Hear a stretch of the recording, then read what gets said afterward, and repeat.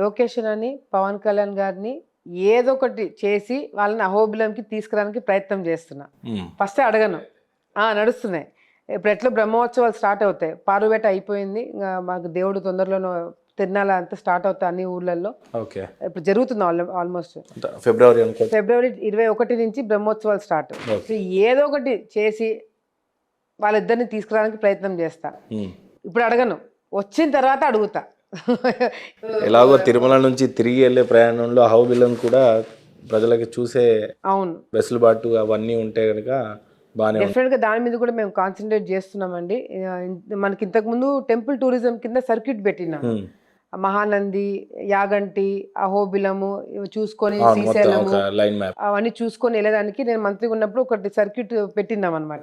అన్ఫార్చునేట్గా లేదు.